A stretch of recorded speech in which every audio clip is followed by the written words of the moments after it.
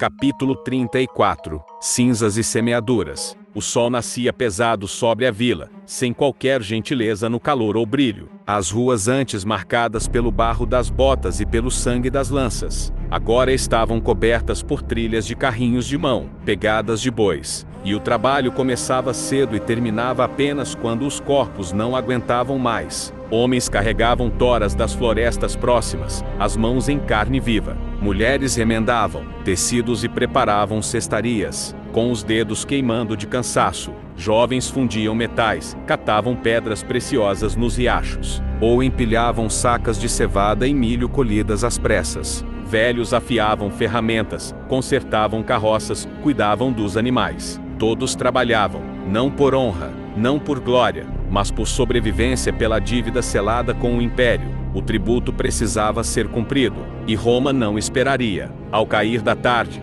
o calor parecia grudar na pele feito punição. O silêncio da vila não era de paz, era de exaustão. Os que passavam um pelo outro mal levantavam os olhos. Havia orgulho, sim, mas ele estava soterrado sob a poeira, sob os calos, sob o peso de moedas que ainda não existiam. Foi nesse cenário que algo novo começou a florescer.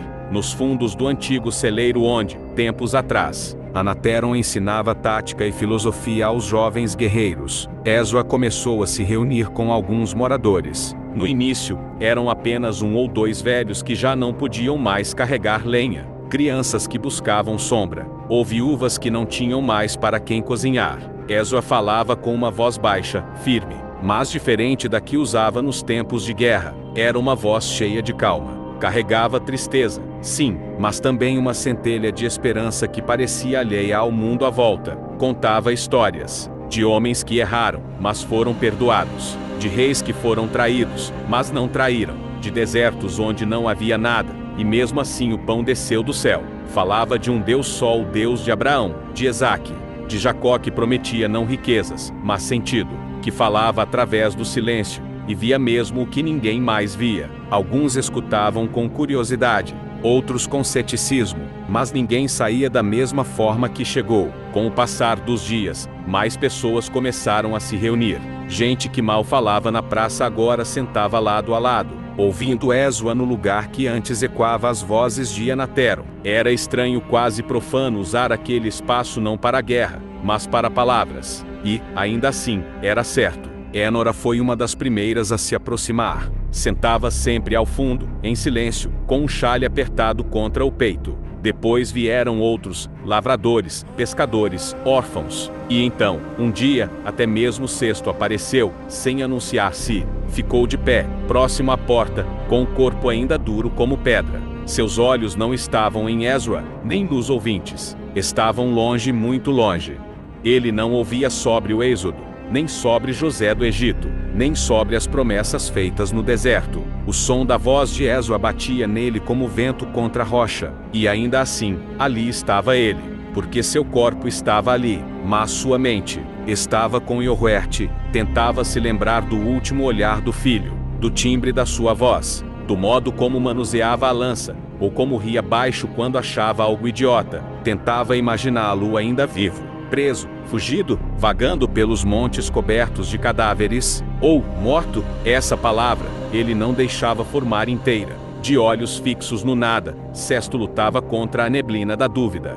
Dentro dele, algo buscava não fé, não consolo, mas direção. Um sinal, um traço, qualquer coisa que o dissesse para onde ir, ou se devia, afinal, continuar parado. Ezra falava do Deus que não se esquece, que vê mesmo os que se perdem. Mas Cesto, naquele momento, ainda não se sentia visto, apenas exilado, não da terra, mas de si mesmo. E, enquanto a noite descia sobre a vila, com o som leve das palavras de Ezra, flutuando pelo ar como brasas de uma fogueira, quase apagada, um vento soprou pelas janelas abertas do celeiro. Não trouxe respostas, nem visões, mas trouxe silêncio, e, com ele, uma semente. Num lugar distante, onde o mar lambe as pedras da costa com a indiferença dos séculos, erguiam-se os portões de madeira pesada de um ludus, uma escola de gladiadores, onde homens deixavam de ter nome para ganhar números, e depois, cicatrizes. Cecília, disseram alguns guardas, mas para os recém-chegados, pouco importava o nome da terra. Era apenas mais um lugar onde seriam vendidos como mercadoria. O navio atracou com um rangido exausto, e, como gado, os prisioneiros foram empurrados rampa abaixo, correntes nos tornozelos, peles queimadas de sol e sal, feridas abertas cobertas de moscas. Os lanistas, mercadores de corpos para o circo de sangue, os esperavam com olhos de lobo, avaliavam músculos, dentes, cicatrizes, juventude. A maioria baixava os olhos, resignada, mas dois não. Entre os escravos havia um homem de aparência incomum, pele dourada, olhos puxados. Os traços lembravam um povo que os romanos mal conheciam, vindos do Oriente. Carregava no olhar uma calma desconcertante, quase irritante, não de quem não tem medo, mas de quem sabe o que teme. Ao seu lado, um jovem galês, forte, cabelos ruivos desgrenhados e olhos verdes que pareciam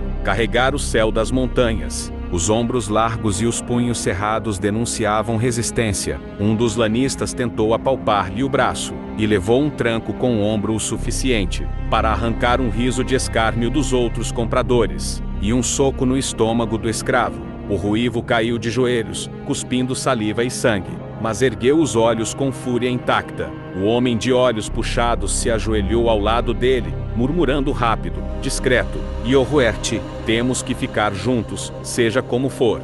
O galês limpou o canto da boca com as costas da mão, respirou fundo, e respondeu, num tom grave e calmo, como se dissesse a frase mais importante da vida: Ok, Kazuo. Do alto da muralha da arena, o velho instrutor de gladiadores observava a nova remessa. Seus olhos gastos, mas ainda atentos, procuravam mais do que músculos, procuravam caráter, fogo, obstinação, procuravam leões. Aquele ali, o ruivo, disse, apontando com o queixo: vai me dar trabalho, ou vai morrer na primeira semana. Respondeu o lanista, rindo. O instrutor não riu, apenas continuou observando. Depois, apontou para Kazuo. E aquele? Parece um monge doente. Esse, dizem que lutava com bastões. Desarmou 3 homens no navio antes de ser dominado. O velho franziu o senho.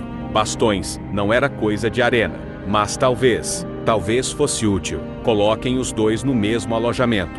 Quero ver o que um traz ao outro, se não morrerem até o fim do mês. O olhar estreitou, ensino a matar. A cela era úmida, escura e fedia a suor seco, sangue velho e rato. As paredes de pedra tinham nomes entalhados com pregos, ossos e unhas. Alguns nomes estavam riscados como lápides improvisadas. Kazuo sentou-se encostado no canto, em silêncio, com as pernas cruzadas e os olhos semicerrados. Parecia meditar, mas na verdade ouvia cada gota pingando, cada passo no corredor, cada suspiro de Ioruerte, que andava de um lado para o outro feito leão enjaulado. Não trocaram muitas palavras naquela noite. A exaustão pesava mais que o medo. Dormiram como podiam. Pela manhã, o som de um sino estridente os arrancou do torpor.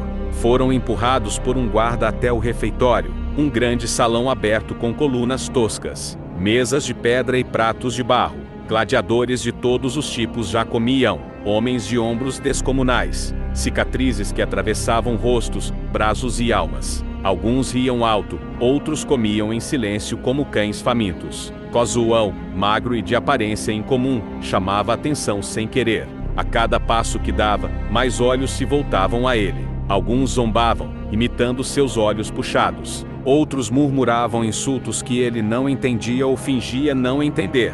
Quando ele passou por entre 2 mesas, um brutamontes de pele escura e dentes quebrados sorriu com malícia. Levantou-se e tentou tocá-lo nas nádegas. Olha só, o exótico é macio, hein? Mal terminou a frase. Kazuo girou o corpo num movimento tão veloz quanto preciso. O chute giratório acertou o homem na têmpora, lançando-o com violência sobre 2 outros gladiadores que estavam sentados. Pratos voaram, comida espalhou-se pelo chão. Um silêncio sepulcral dominou o refeitório por 2 segundos. E então, risos, muitos, primeiro contidos, depois incontroláveis. Os outros gladiadores gargalhavam, batendo nas mesas, zombando do caído. O macio tem veneno, gritou um. Deixa ele quieto, antes que te mande pro Rendes com os pés. Ioruerte apenas observava, não riu, mas o canto da boca quase se curvou quase.